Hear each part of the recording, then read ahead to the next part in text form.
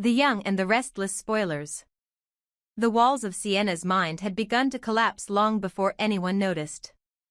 There had been signs, small tremors that only a soul exhausted by love could feel. Her voice, once steady and persuasive, now trembled under the weight of words she didn't mean. The laughter she forced at dinner parties had the echo of someone trying to prove she still belonged in a world that no longer wanted her. She was tired of pretending, tired of defending the version of herself that Mitch demanded she be. There was a time when she believed that love could tame the chaos in him, that patience could mend his sharp edges, but that illusion had died quietly somewhere between his anger and her fear. What was left was only exhaustion. She no longer wanted to save anyone. She only wanted silence, a life without confrontation, a life where she could wake up and not be afraid of what kind of man Mitch would be that day. Noah understood this in a way no one else could. He saw the fragments of her soul scattered across sleepless nights, and he wanted to gather them all, to build her a sanctuary away from pain. When he pulled her into his arms, whispering that he had a plan, it wasn't just a promise, it was a vow to rewrite her future. But love, when born from rescue, rarely survives its own desperation. Noah's plan was not built on reason but on obsession disguised as devotion. He thought if he could remove the threat, if Mitch were gone, Sienna would finally breathe again. Yet in that moment, he was blind to the truth that violence never leads to peace, and vengeance is a language the heart can never truly speak. Mitch, meanwhile, was unraveling in his own way. The calm charm that had once defined him was gone, replaced by a raw, animalistic energy that frightened even those who used to admire him. He had become something else, harder, darker, consumed by the idea that losing Sienna meant losing control. He mistook power for love, and control for connection. His voice grew sharper, his eyes colder. He started showing up at places she had once called her refuge, reminding her that escape was just an illusion. He claimed he still loved her, but his version of love was built on ownership, on the belief that her heart was his possession, that every tear she shed was proof of his importance. The more he pushed, the more Sienna retreated into herself, until she could barely recognize the woman in the mirror. The world around her shrank to two men locked in an invisible war, one who refused to let go and another willing to destroy everything to free her. The tension was suffocating, like a storm that refused to break. She could feel it in Noah's trembling hands, in the way his gaze lingered on Mitch's name, in the sudden quiet that would fall whenever she spoke of wanting to leave. There was something frightening in his silence, an intensity too heavy for love, too dark for reason. Nick saw it before anyone else did. He had lived long enough to recognize the look in his son's eyes, the same kind of haunted determination that once drove him down paths he still regretted. He tried to reach Noah, to tell him that saving someone by destroying another would never bring peace. But Noah wasn't listening. Love had made him deaf, and pain had made him reckless. To him, Mitch wasn't just a rival, he was a shadow cast over everything good in Sienna's life. If that shadow disappeared, maybe she could finally see the light. But Nick knew better. He had seen what vengeance could do, how it corrupts even the most well-meaning hearts. He tried to talk to Sharon, hoping she could reach their son in ways he couldn't. Sharon, however, was just as broken by what she saw. She remembered all too well what it felt like to lose herself for love, to stand on the edge of reason and still step forward because emotion had stolen the map. Watching Noah fall into that same darkness was unbearable. She wanted to shake him, to remind him that love isn't ownership, that Sienna's freedom could never come from another person's death. But every word felt like an intrusion into a world that he had already sealed shut. He wasn't listening, not because he didn't care, but because caring too much had already doomed him. As Mitch's behavior grew more erratic, the danger became impossible to ignore. He was losing touch with reality, and the once charming man was now a walking storm. His voice carried a threat even when he smiled, and his presence turned every room colder. He started making calls in the middle of the night, sending cryptic messages, spreading rumors meant to corner Sienna psychologically. To him, love had become a weapon, a way to punish her for wanting freedom. But his cruelty only fed Noah's rage. Each time Sienna cried, Noah felt the fire grow stronger inside him, whispering that only one man's disappearance could end her suffering. That thought followed him everywhere, in the shower, in the mirror, in the quiet moments when he stared at his own reflection and didn't recognize the man looking back. He had convinced himself it wasn't murder, it was mercy. Yet somewhere deep inside, he still heard his father's voice, the warning that once you cross that line, there's no way back. Sienna, caught between two extremes, began to fade. Her body was still there, but her spirit drifted somewhere between guilt and exhaustion. She loved Noah, or at least she thought she did, but she feared what he was becoming. His tenderness now carried the weight of something dangerous, something that made her feel trapped even when he held her gently. The irony was unbearable. In trying to free her, he had become another cage. She wanted to run, but she didn't know where to go. Mitch's ghost was still haunting her, alive or not. Every night, she wondered if his death would bring peace or just another kind of torment. She asked herself if happiness built on tragedy could ever last, or if love, once tainted by blood, could ever be pure again. Nick grew more desperate. He followed his son one night, afraid of what he might do. The streets of Genoa City were silent, the kind of silence that carries warning. When he saw Noah waiting outside Mitch's apartment, his heart stopped. It wasn't just fear for his son, it was the realization that he was watching history repeat itself. He stepped in before Noah could act, his voice low but firm, the kind of voice only a father who has loved and lost can use. It wasn't a scolding, it was a plea. Nick knew that sometimes, the hardest thing in life is to walk away when every emotion in your body is begging you to stay and fight. He reminded Noah that love isn't about control or rescue, it's about trust, patience, and pain endured without violence. For a moment, the words reached him. The gun in Noah's hand trembled, then fell to the ground. But the damage was already done, not to Mitch, but to Noah's soul. He had seen what he was capable of, and that knowledge would never leave him. When Sharon learned what happened, she didn't scream or cry. She simply sat beside her son, her hand on his shoulder, and whispered the truth she had learned through her own years of heartbreak, that love without peace is just another form of punishment. Sienna eventually left town, unable to bear the shadows that followed her name. Mitch, still alive but forever changed, vanished from Genoa City's whispers. And Noah, broken but breathing, carried the weight of what almost happened like a scar no one could see. In the end, the tragedy wasn't in Mitch's cruelty or Noah's rage, it was in the love that had twisted itself into something unrecognizable. Sienna had wanted simplicity, but love in Genoa City had never been simple. It had always been a war between desire and survival, between wanting to be loved and wanting to be free. And as the sun rose over another quiet morning, it became clear that no one had truly won. The scars remained, invisible but deep, a reminder that love can heal, but it can also destroy, and that sometimes, the most dangerous kind of madness is believing that you can save someone by breaking someone else. Noah had never seen Sienna cry like that before, not even in the days when she begged him to forget her, to leave her alone for her own safety. There was something different this time, something final, as if the last layer of her soul had cracked open under the weight of a love that had long since turned into fear. Her tears didn't fall gently, they came in violent bursts, like the confession of someone who had finally run out of lies to protect others. Seeing her like that destroyed him. It stripped away all reason, all restraint, leaving only the primitive instinct to protect the person he loved most. Noah couldn't stop himself anymore. It wasn't heroism.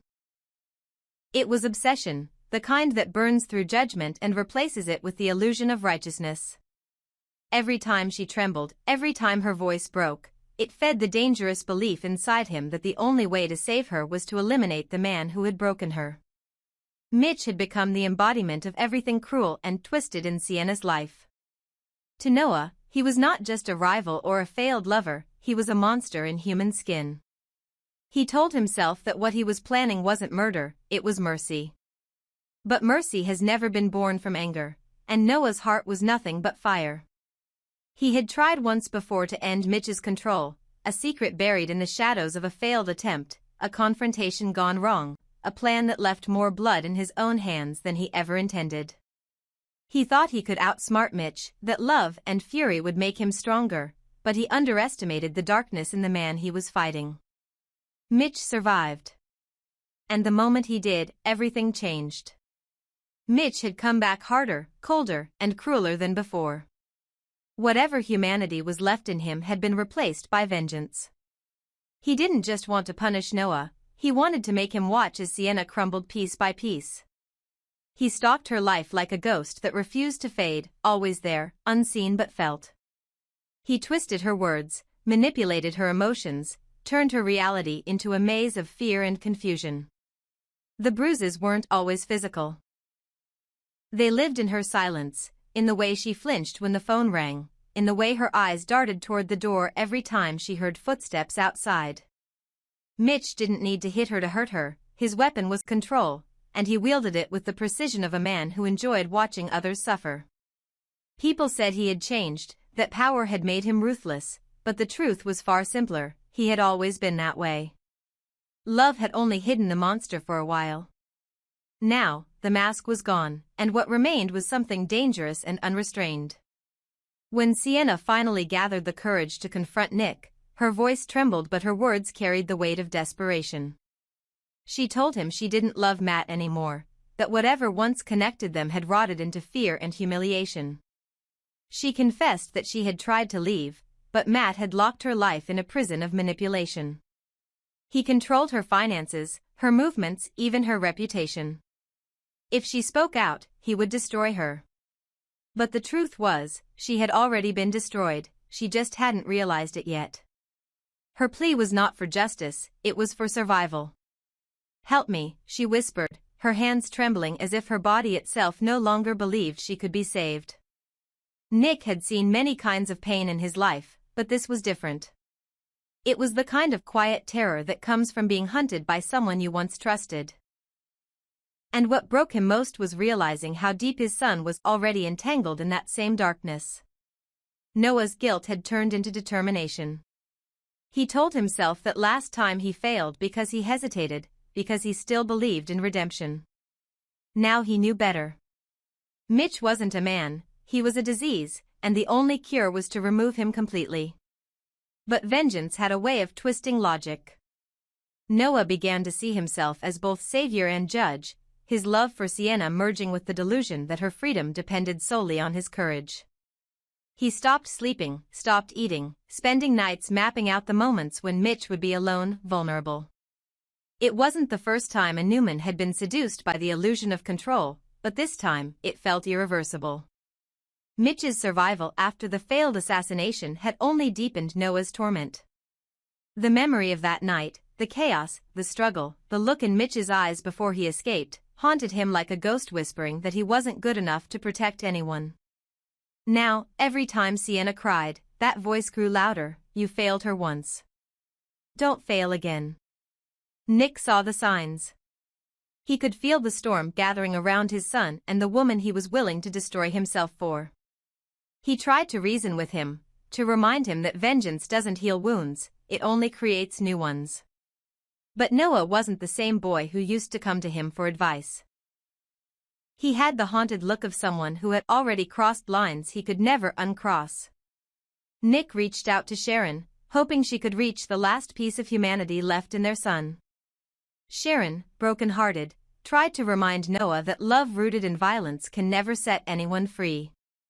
But her words only seemed to deepen his resolve. He had convinced himself that this wasn't about revenge, it was about justice, about saving Sienna from a man who saw her as property. In Noah's mind, there was no longer a difference between love and war. Sienna, however, was caught in the cruelest position of all. She was both the cause and the consequence, the woman two men were willing to destroy each other over. She wanted to believe in Noah's love, to trust that his heart was pure, but she could see how far he had fallen. His tenderness now carried an edge of danger. The way he looked at her was no longer just affection, it was possession cloaked in protection. She knew that if he killed Mitch, it wouldn't set her free. It would chain her forever to a memory of blood and guilt. Yet, she couldn't stop him. Every plea she made only seemed to deepen his obsession. She felt like a prisoner in two cages, one built by Mitch's cruelty, and another by Noah's love. The irony was unbearable. She had prayed for someone to save her, and now she was being consumed by the one who tried. Mitch, sensing her desperation, tightened his grip. He flaunted his control openly, mocking her weakness, calling her dramatic, unstable, ungrateful. He wanted her to feel worthless without him. He whispered threats that only she could hear, making sure the world saw him as the charming victim and her as the hysterical ex. The more he humiliated her, the stronger Noah's rage grew. One night, unable to bear it anymore, Noah confronted Mitch again. It wasn't supposed to happen that way. He had promised Nick he'd stay away. But when he saw the bruises on Sienna's wrist, all promises vanished. The confrontation was brutal, rage meeting arrogance, pain meeting power. Mitch laughed as he bled, a cruel, hollow sound that echoed through the empty warehouse where they fought. "You think you can protect her," he sneered. "She'll never belong to you." Those words shattered whatever restraint Noah had left. He didn't care about the consequences anymore. But before he could pull the trigger, Nick appeared, his voice trembling, not with fear, but with heartbreak. He begged his son to stop, reminding him that this path didn't end with justice, only ruin. In that instant, something broke inside Noah. He dropped the gun, his hands shaking, realizing he had almost become the very thing he hated. In the days that followed, Mitch disappeared from Genoa City. No one knew whether he fled or met the end he had provoked. Sienna filed for divorce from Matt, this time under Nick's protection. She found shelter in Sharon's quiet home, where for the first time in years, she could sleep without fear of the phone ringing. Noah, haunted by what he almost did, drifted between guilt and numbness. He visited his father's house often but spoke little, the silence between them filled with everything they didn't dare to say. Sharon tried to remind him that redemption doesn't come from forgetting, but from learning to live with the scars.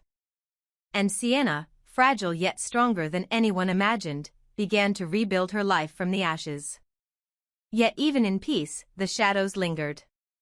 Every time she closed her eyes, she saw Mitch's smirk, heard Noah's voice trembling with anger, felt Nick's hand pulling his son back from the brink. Love, she realized, was never meant to be a battle for survival. But in Genoa City, even love could turn into war. In the end, the tragedy wasn't just about who lived or died, it was about what love had become in the process. Sienna's tears had set everything in motion, and Noah's love had nearly burned the world to protect them. Mitch's cruelty had destroyed her, but Noah's devotion had nearly finished what Mitch began. Nick's intervention saved his son's life, but it couldn't save his soul. And as Sharon watched her family stand amid the quiet wreckage of choices made in the name of love, she understood the cruel truth that everyone in Genoa City learns sooner or later. Sometimes, the greatest danger isn't losing the one you love, but losing yourself trying to keep them safe.